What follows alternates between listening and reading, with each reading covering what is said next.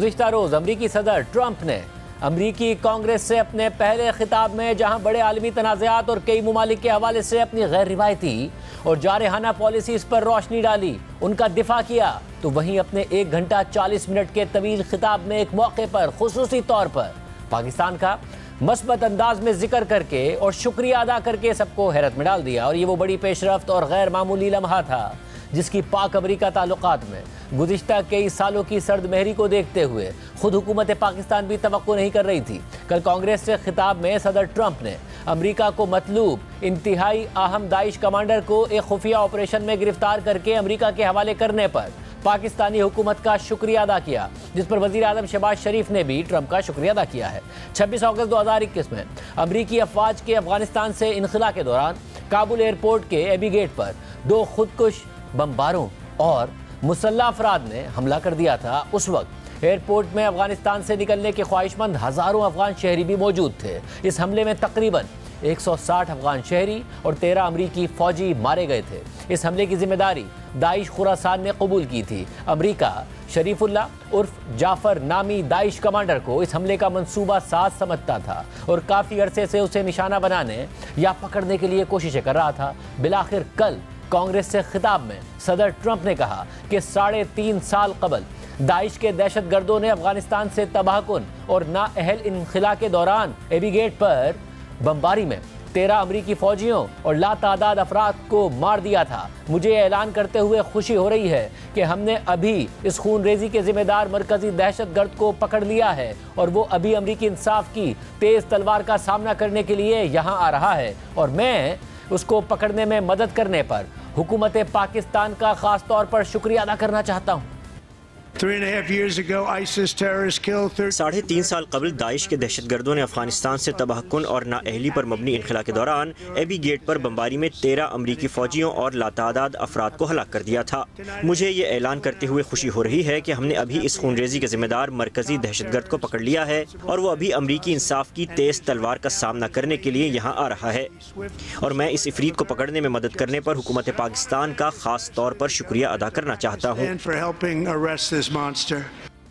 जबकि आज अमरीकी तहकीकाती इदारे FBI के सरबराह केश पटेल ने इस दहशतगर्द के अमरीका पहुंचने की तस्दीक कर दी है, जबकि इसके बाद दाइश कमांडर शरीफुल्लाह से मुताल्लिक अमरीकी महकमा इंसाफ का बयान भी सामने आया है, जिसके मुताबिक शरीफुल्लाह ने काबुल हमले और हमला आवर के फरार में मदद का एतराफ़ कर लिया है और उसने साथ ही दीगर हमलों में मुलविस होने का भी एतराफ़ कर लिया है। बयान में मजीद कहा गया है कि शरीफुल्लाह ने मार्च 2024 में मॉस्को सिटी हॉल हमले में मुलविस होने का एतराफ़ भी किया है। मॉस्को हमले में शरीफुल्लाह ने हमलावरों को राइफल्स और दीगर हथियारों का इस्तेमाल सिखाया। इसके अलावा अमरीकी वज़ीर दिफा पीट हेक्सेट ने कहा है कि पाकिस्तान से गिरफ्तार किए जाने वाले दहशतगर्द की पाकिस्तान को इतला ट्रंप इंतज़ामिया ने दी थी। पाकिस्तान का खुसूसी शुक्रिया कि उन्होंने इस मामले में हमारे साथ ताउन किया। Well, special thanks to Pakistan indeed. We cooperated with us. But this started, I want to be very clear, under this administration. We had our leadership, Director Radcliffe and others in CENTCOM and in the military, passing information to the Pakistanis who helped us action it after this president was elected. So this is a president who saw what happened, the debacle in Afghanistan, and said, when I'm president, I will make sure those held accountable, those who perpetrated the death of 13 Americans and the injury of dozens of others, we will find them. We will keep our word. We partnered with the Pakistanis based on intelligence we provided. They nabbed him, positively identified him. We've known that for a few days. He's on his way, I believe, already in the United States and will face justice. जबकि अमरीकी intelligence इदारे CIA के सरबराह John Radcliffe ने इस गिरफ्तारी पर कहा है कि बाइडेन इंतजामिया 3.5 साल तक अमरीकियों के कत्ल में मुलविस अफराद को तलाश न कर सकी। हम जंगी बुनियादों पर काम कर रहे हैं। मैंने नौकरी के दूसरे दिन पाकिस्तानी इंटेलिजेंस के सरबराह से बात की और उनसे कहा कि अगर पाकिस्तान ट्रंप के साथ अच्छे ताल्लुकात चाहता है तो इन मुलविस अफराद की गिरफ्तारी को अपनी तरजीह बनाए।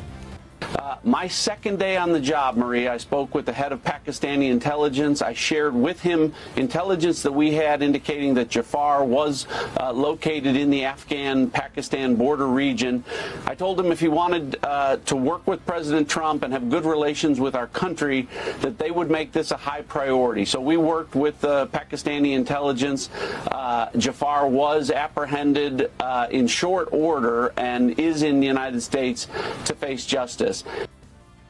इस सारी सूरत हाल में ट्रंप और उनकी इंतजामिया की जानिब से पाकिस्तान के हवाले से इस मस्बत पैगाम को सर्द महरी के शिकार पाक अमरीका ताल्लुकात की बहाली के लिए एक अहम इकदाम के तौर पर देखा जा रहा है। वज़ीर आज़म शहबाज शरीफ ने इस पर रद्द-ए-अमल देते हुए अपनी एक पोस्ट में लिखा है कि दाइश खुरासान के आला ऑपरेशनल कमांडर शरीफुल्लाह, जो एक अफगान शहरी है, उसकी पाकिस्तानी सिक्योरिटी फोर्सेस की जानिब से हालिया गिरफ्तारी के तनाजुर में पाकिस्तान के खित्ते में दहशतगर्दी के खिलाफ किरदार और हिमायत को तस्लीम करने और सराहने पर सदर ट्रंप का शुक्रिया अदा करते हैं। मज़कूरा मतलूब दहशतगर्द को पाक अफगान बॉर्डर रीजन में एक कामयाब ऑपरेशन में पकड़ा गया है। वज़ीर आज़म ने मज़ीद लिखा कि पाकिस्तान ने हमेशा दहशतगर्दी के खिलाफ कोशिशों में अहम किरदार अदा किया है, जिसका मकसद दहशतगर्दों और अस्करियत पसंद ग्रुप्स को महफूज पनागाहों के हुसूल से रोकना और उन्हें किसी भी दूसरे मुल्क के खिलाफ कार्रवाई के लिए जगह ना देना रहा है। हम दहशतगर्दी के खिलाफ अपनी जिद्दोजहद में साबित कदम हैं और हर तरह की दहशतगर्दी के खात्मे के लिए अपने गैर मुतज़लज़ल अज़म पर कायम हैं। इस कोशिश में पाकिस्तान ने बड़ी कुर्बानियाँ दी हैं, जिसमें 80,000 से ज़ायद सिपाहियों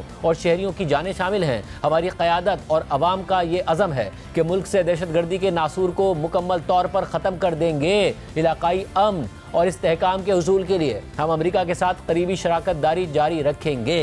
काबुल एयरपोर्ट हमले के मास्टरमाइंड शरीफुल्लाह को अमरीकी और पाकिस्तानी खुफिया एजेंसियों की मुश्तरका कोशिशों की बुनियाद पर खुफिया ऑपरेशन के जरिए गिरफ्तार किया गया है। इस हवाले से अमरीकी न्यूज़ वेबसाइट एक्सियोस ने तफसीलात शाया की हैं, जिसके मुताबिक एक अमरीकी एहलकार ने बताया कि CIA डायरेक्टर जॉन रेडक्लिफ को जनवरी में अमरीकी कांग्रेस की जानिब से कन्फर्म किया गया तो ट्रंप ने उन्हें हिदायत दी कि वो एबी गेट हमले के जिम्मेदारों की गिरफ्तारी को तरजीह दें, जिसके बाद CIA के डायरेक्टर ने अपने पहले ही दिन CIA के काउंटर टेररिज्म ऑफिसर से कहा कि इस काम को एजेंसी की टॉप प्रायोरिटी बनाएं।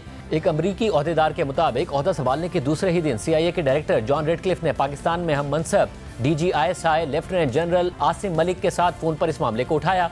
इसके बाद फरवरी के वस्त में म्यूनिख सिक्योरिटी कॉन्फ्रेंस में साइडलाइन मीटिंग के दौरान CIA चीफ ने दोबारा इस मामले को पाकिस्तानी खुफिया एजेंसी के सरबराह के सामने रखा। खबर में अमरीकी ओहदेदारों के हवाले से मजीद लिखा है कि CIA शरीफुल्लाह को कुछ अरसे से मॉनिटर कर रही थी, मगर हालिया दिनों में CIA को शरीफुल्लाह की लोकेशन के हवाले से मखसूस मालूमात मिली थी, जो CIA ने पाकिस्तानी खुफिया एजेंसी को फराहम कर दी, जिसने एलीट यूनिट को वहाँ भेज दिया और शरीफुल्लाह को पाक अफगान बॉर्डर से गिरफ्तार कर लिया गया। 10 दिन पहले जब अमरीकी हुकाम को शरीफुल्लाह की गिरफ्तारी के बारे में आगाह किया गया तो CIA चीफ जॉन रेडक्लिफ और FBI के डायरेक्टर कैश पटेल ने CIA हेडक्वार्टर से पाकिस्तानी खुफिया एजेंसी के चीफ से फ़ोन पर बात की। उसके बाद CIA, डिपार्टमेंट ऑफ जस्टिस और FBI ने शरीफुल्लाह को अमेरिका लाने के लिए मिलकर काम किया। एक्सियोस ने खबर में तबसरा किया है कि CIA और पाकिस्तानी इंटेलिजेंस सर्विसेज के दरमियान शरीफुल्लाह की गिरफ्तारी के हवाले से ताउन अमरीका और पाकिस्तान की खुफिया एजेंसियों के दरमियान कई सालों के कशीदा ताल्लुकात के बाद अमल में आया है। इस हवाले से एक अमरीकी एहलकार ने कहा कि पाक अमरीका कशीदगी का पाकिस्तान के साथ काउंटर टेररिज्म ऑपरेशन के मामले पर मनफी असर पड़ा। 2 अमरीकी एहलकारों का कहना है कि अमरीका शरीफुल्लाह की गिरफ्तारी को इस सिग्नल के तौर पर देख रहा है कि पाकिस्तान इंटेलिजेंस और काउंटर टेररिज्म के मामलात पर ट्रंप इंतजामिया के साथ री इंगेज करना चाहता है। अब सवाल यह है कि क्या काबुल एयरपोर्ट के मास्टरमाइंड की गिरफ्तारी में पाकिस्तान का ताउन पाक अमरीकी ताल्लुकात में बर्फ पिघलाने का काम कर सकता है और इससे इस परसेप्शन में भी कमी आ सकती है कि अफगानिस्तान से अमरीका के इनखला के बाद पाकिस्तान अमरीका के लिए अहम नहीं रहा। इस खुफिया ऑपरेशन के हवाले से पाकिस्तान के सिक्योरिटी ज़राए से मौक़िफ़ भी सामने आया है, जिसके मुताबिक पाकिस्तान ने अफगान शहरी दाइश कमांडर शरीफुल्लाह को पाक अफगान बॉर्डर से गिरफ्तार किया था। दाइश कमांडर मोहम्मद शरीफुल्लाह 2021 में काबुल एयरपोर्ट पर हमलों का मास्टरमाइंड था। दाइश कमांडर शरीफुल्लाह उर्फ जाफर को स्पेशल ऑपरेशन के दौरान हिरासत में लिया गया। 26 अगस्त 2021 हमले में शरीफुल्लाह अमरीकी इंटेलिजेंस का हाई वैल्यू टारगेट था। इसके अलावा ट्रंप के बयान के तनाजुर में पाकिस्तान का अमरीका से आला सतह राब्ता भी हुआ है। तर्जुमान दफ्तर खारजा के मुताबिक नायब वज़ीर आज़म और वज़ीर खारजा इसाक डार को अमरीकी कौमी सलामती के मुशीर माइक वॉल्स ने 4 मार्च को कॉल की और इस दौरान उन्होंने कहा कि सदर ट्रंप इंसदादी दहशतगर्दी के लिए पाकिस्तान की कोशिशों को सराहते हैं और उन्होंने शुक्रिया भी अदा किया है। तर्जुमान के मुताबिक इसाक डार ने माइक वॉल्स को ओहदा संभालने पर मुबारकबाद पेश की और इस अज़म का इयादा किया कि पाकिस्तान सदर ट्रंप और उनकी इंतजामिया के तहत अमरीका के साथ वसी और देरपा ताल्लुकात चाहता है। इस दौरान दोनों रहनुमाओं ने पाकिस्तान और अमरीका के दरमियान इंसदादी दहशतगर्दी के हवाले से ताउन जारी रखने पर इत्तफाक किया और इसाक डार ने सदर ट्रंप के अफगानिस्तान से अमरीकी फौजी साजो सामान की वापसी के ऐलान को भी सराहा, जबकि दोनों ममालिक के दरमियान IT, तवानाई और मादनियात के शोबों में ताउन बढ़ाने पर इत्तफाक भी किया गया। साथ ही तिजारत, सरमायाकारी और मौसमियाती तब्दीली और सेहत पर मुसलसल मुज़ाकरात जारी रखने का फैसला भी हुआ है। वाज़ेह है कि डोनाल्ड ट्रंप बाइडेन इंतजामिया की अमरीकी अफवाज के अफगानिस्तान से इनखला के तरीक़ाकार पर तनकीद करते हुए ऐलान कर चुके हैं कि अफगानिस्तान में छोड़ा गया अमरीकी असलहा और फौजी साजो सामान वापस लाएंगे। सूरत हाल पर बात करेंगे। इन उमूर से वाकिफ वॉशिंगटन में मौजूद professor national defence university Washington और माहिर बैनुल अक़वामी उमूर डॉक्टर हसन अब्बास से। डॉक्टर साहब बहुत शुक्रिया मशो में ज्वाइन करने के लिए। हसन अब्बास साहब, ज़ाहिर है एक सर्द महरी थी पाकिस्तान और अमेरिका के ताल्लुकात में, और ये भी कहा जा रहा था कि आला सतह पर कोई राब्ता भी नहीं है और जो एक ताउन की फ़िज़ा होती थी वो भी नहीं है। अचानक अमरीकी सदर ट्रंप, जिनके हवाले से खदशात यहाँ बहुत ज़्यादा पाए जाते थे, वो अपने खिताब में, एक तवील खिताब में जहाँ पर अपने दोस्त ममालिक पर तनकीद करते नज़र आते हैं, पाकिस्तान का जिक्र करते हैं, पाकिस्तान के ताउन की तारीफ़ करते हैं, पाकिस्तान का शुक्रिया अदा करते हैं, और एक ऐसी चीज़ के लिए कि शरीफुल्लाह उर्फ जाफर नामी दाइश कमांडर जिसे पकड़ा गया है, उस हवाले से कि भरपूर ताउन के साथ ये काम हुआ है। किस तरीके से देख रहे हैं आप इस डेवलपमेंट को? जी बहुत शुक्रिया। यकीनन एक अहम डेवलपमेंट है, क्योंकि ये पहली प्रेसिडेंट ट्रंप की स्पीच थी कांग्रेस में। तकरीबन 1.5 घंटे से ज़्यादा उन्होंने तकरीर की, और उसमें बाहर के जो इंटरनेशनल ममालिक थे या काउंटर टेररिज्म इशूज़ पे ज़्यादा बात नहीं हुई।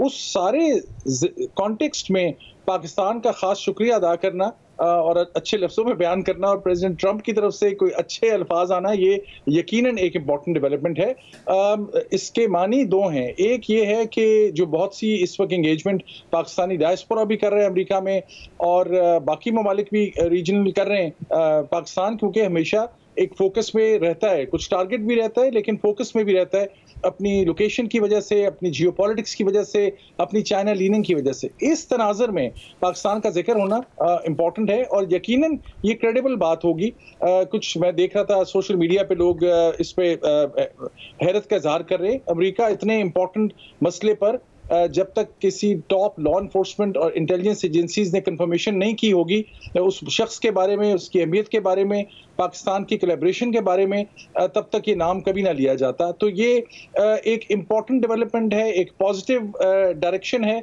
लेकिन ये यहाँ पे हवा का रुख इस तरह से है कि इसके बस इतने ही माने लिए जाने चाहिए कि इस बारे में ये एफर्ट थी, इसको अप्रिशिएट किया गया।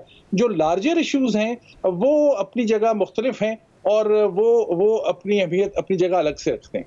सब और इस सब में क्योंकि ज़ाहिर ये तासुर भी था कि अब तो पाकिस्तान का और अमेरिका का जो ताल्लुक है वो अस्करी सतह पर ताउन से बहुत ज़्यादा मुंसलिक है। पाकिस्तान के सिक्योरिटी चीफ का अमेरिका के सिक्योरिटी चीफ के साथ बात करना, उसके बाद ये बात मंतकी अंजाम तक पहुँचना, फिर ट्रंप का शुक्रिया भी अदा करना ट्रंप की तरफ से, फिर पाकिस्तान के वज़ीर आज़म का रिस्पॉन्ड करना, फिर जो अमेरिका के नेशनल सिक्योरिटी एडवाइज़र हैं उनका भी पाकिस्तान के फॉरेन मिनिस्टर से बात करना। कम से कम ये ख्याल किया जा सकता है कि जो खतरात पाकिस्तान में महसूस किए जा रहे थे कि ट्रंप आएंगे तो पता नहीं क्या करेंगे, वो खतरा कम से कम टला है इस सारी डेवलपमेंट से? जी ये आप यकीनन कह सकते हैं कि वो इमीडिएट जो फोकस था, खासकर ये कि साबिक वज़ीर आज़म इमरान खान साहब के बारे में कोई स्टेटमेंट आ जाएगी या कि ह्यूमन राइट्स पे बात होगी, वो वाली बातें उतनी अब अहमियत नहीं रखती बज़ाहिर इस वक्त। लेकिन अमेरिका के लिए अफगानिस्तान में सदर ट्रंप 3-4 दफ़ा कह चुके हैं कि हम जो वहाँ $10 बिलियन छोड़कर आए और बेशुमार टन्स ऑफ वेपन्स छोड़कर आए, उनका क्या होगा। और उनका एक और हदफ जो है प्रेसिडेंट ट्रंप का, वो डोमेस्टिक है। उन तमाम लोगों को वो चैलेंज करना चाहते हैं जिन्होंने अमेरिका का अफगानिस्तान से विड्रॉल, एक सडन विड्रॉल हुआ था, जिसमें ये वाकया भी अंदोनाक वाकया पेश आया था, जिसके कल्प्रिट को पकड़ा गया है। तो अमेरिका में वो इन्वेस्टिगेशन भी शुरू होने वाली है। उसमें भी पाकिस्तान से सवाल जवाब, पाकिस्तान की मदद की बहुत ज़रूरत होगी कि फाइनल दिनों में क्या नेगोशिएशंस थी, किसने क्या किया। तो ये तो एक गुफ्तगू जारी रहेगी आगे। लेकिन ये पाकिस्तान के लिए अंग्रेजी में वो कहते हैं स्लिपरी स्लोप भी है, इसलिए कि मैं as an analyst on counter terrorism आपको ये बता सकता हूं कि जब पाकिस्तान के जो दुश्मन थे तहरीक तालिबान पाकिस्तान या बाकी दहशतगर्द ग्रोह, वो तकवीयत तब पकड़ते हैं जब उनको लगता है कि अमेरिका और पाकिस्तान के जो मिलिट्री टू मिलिट्री रिलेशनशिप है वो बहुत स्ट्रांग है। तो ये अब बन्नू में भी आपने अटैक देख रहे हैं, मदरसे हकानिया में बड़ा खौफनाक वाकया हुआ। मैं अभी पाकिस्तान में था दिसंबर में, तो मुझे वहाँ जाने का, लेक्चर देने का मौका भी मिला उन लोगों के साथ। ये बड़ा ही वो हब है तालिबान लीडरशिप का, और सारी तालिबान लीडरशिप वहाँ से होके गई है। तो पाकिस्तान एक बड़े मुश्किल ये चॉइस है पाकिस्तान के लिए। ये बज़ाहिर तो एक खतरा टला, लेकिन इसके रिपरकशंस क्या होंगे इस इंप्रेशन के कि पाकिस्तान अमेरिका की काउंटर टेररिज्म अप्रोच अब दोबारा पहले जैसी हो गई है। एक बात मैं आपकी वसातत से जरूर करना चाहूंगा कि ये जो काउंटर टेररिज्म में अब अगर दोबारा पाकिस्तान का अमेरिका से या वेस्ट से दोबारा कोलैबोरेशन बनती है, तो ये ज़रूरी है कि पहले की गलतियां ना दोहराई जाए। मिसाल के तौर पर आज से 10 साल पहले भी हम कह रहे थे फ्रंट लाइन जो होती है टेररिज्म को रोकने के लिए वो लोकल लॉ एनफोर्समेंट और पुलिस होती है। कभी पाकिस्तान की पुलिस को, पाकिस्तान की खैबर पख्तूनख्वा पुलिस में इसलिए भी जिक्र कर रहा हूँ, मैं आज से 25 साल पहले उस पुलिस का हिस्सा था, खैबर पख्तूनख्वा में पुलिस सर्विस ऑफ पाकिस्तान का नुमाइंदा था। उस वक्त भी हम ये कहते थे कि पुलिस को स्ट्रेंथन करें। इस सारे काउंटर टेररिज्म में पाकिस्तान की पुलिस जो फ्रंट लाइन है, जो दुनिया की तमाम ममालिक में फ्रंट लाइन होती है, उनको ना इक्विप किया गया, ना उनको मॉडर्नाइज किया गया, ना उनको प्रॉपर रिफॉर्म किया गया। हालांकि खैबर पख्तूनख्वा की पुलिस बहुत ही शानदार है, उसकी बड़ी अच्छी रेपुटेशन है, उनके नए सरबराह भी जो लगे हैं वो बहुत ही काबिल हैं, शख्स हैं। ये अब जरूर देखना होगा कि अगर ये काउंटर टेररिज्म कोलैबोरेशन शुरू होती है तो खुदारा पाकिस्तान की पुलिस को स्ट्रेंथन करें ताकि ये वो इंस्टीट्यूशनलाइज हो पाकिस्तान की रिस्पॉन्स टू टेररिज्म। मतलब और ज़ाहिर माजी में अमेरिका ने दो तरह से पाकिस्तान को देखा है। अगर एक इत्तेहादी के तौर पर भी देखा तब भी शक की निगाह से देखा, अगर एक दहशतगर्दी के विक्टिम के तौर पर देखा तो एक दहशतगर्दी के बाइस बनने के तौर पर भी देखा कि जी आप डुअल पॉलिसी चलाते हैं। अब जबकि पाकिस्तान में ये सब कुछ हो रहा है तो अमेरिका किस तरीके से देख रहा होगा सूरत हाल को, जब पाकिस्तान में नजर आ रहा है कि दहशतगर्दी के वाक़यात भी हो रहे हैं, खुद पाकिस्तान की हुकूमत अफगानिस्तान पर क्रिटिसाइज कर रही है कि वो ताउन नहीं कर रहे हैं सारी सूरत हाल में। ये आपने सही फरमाया। देखिए वो एतराज़ात तो थे, लेकिन बाय एंड लार्ज खासकर प्रेसिडेंट जो बुश थे उनके ज़माने में जब जनरल मुशर्रफ और बुश का आपस में कोलैबोरेशन थी तो स्टेट की तो सपोर्ट बहुत ज़्यादा थी अमेरिका की तरफ से। उसके बाद कैरी लूगर बिल आया, उसमें पाकिस्तान को बिलियंस ऑफ डॉलर्स मिले बहुत से रिफॉर्म के कामों के लिए, बहुत से और प्रोजेक्ट्स के लिए। ये 2015-16 के बाद से ये डिफरेंट सिलसिला हुआ। जो क्रिटिक थे खासकर प्रेसिडेंट बाइडन, वो अहम थे अमेरिका की तारीख में एक डेमोक्रेटिक सदर के तौर पर उनका बड़ा नेगेटिव ओपिनियन था पाकिस्तान के रोल के बारे में, खासकर पाकिस्तान की फौज के रोल के बारे में। तो उस वक्त हमने देखा तब्दीली हुई है।